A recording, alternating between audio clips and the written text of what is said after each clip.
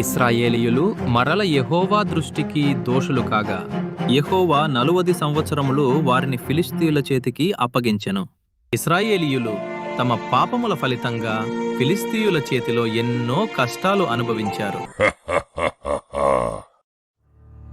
ఆ కాలంలో దాను వంశానికి చెందిన జోరియా పట్టణస్థుడైన మనోహ అనే వ్యక్తి ఉండేవాడు. వారికి వివాహమై చాలా సంవత్సరాలు గడిచినా వారికి పిల్లలు లేరు.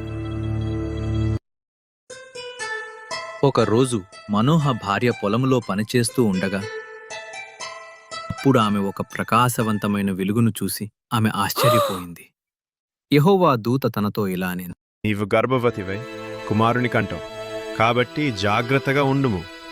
అపవిత్రమైనది తినకుము త్రాగకుము. అతని తల వెంట్రుకలు నీవు కత్తిరించకూడదు. ఆ బిడ్డ పుట్టినప్పటి నుండి దేవునికి నాజీరు చేయబడినవాడై ఫిలిస్తీయుల చేతిలో నుండి ఇశ్రాయేలీయులను రక్షించటం మొదలు పెడతాడు. ఆ స్త్రీ తన పెనిమిటి యొద్దకు సంతోషంతో పరిగెత్తుకుంటూ వెళ్ళసాగెను.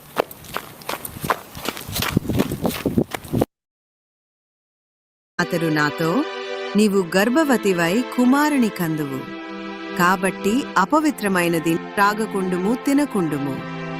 ఆ బిడ్డ పుట్టినది మొదలుకొని దేవునికి నాజీరు చేయబడినవాడయుండును అని చెప్పెను.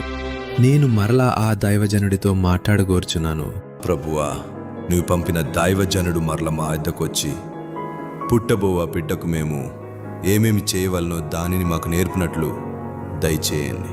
అందుకు దూత, నేను ఆమెతో చెప్పిందంతా ఆమె పాటించాలి. అపవిత్రమైనది తినకూడదు త్రాగకూడదు. నేను ఆజ్ఞాపించిందంతా ఆమె చెయ్యాలి. దూత చెప్పిన మాటలన్నీ నెరవేరెను. ఆ స్త్రీ కుమారుని కనెను.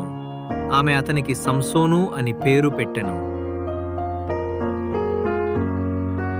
సంసోను ఎదిగిన కొలది ఎంతో బలవంతుడాయెను. యెహోవా అతనిని ఆశీర్వదించెను. యెహోవా ఆత్మ సంసోనుని కదిలించసాగెను.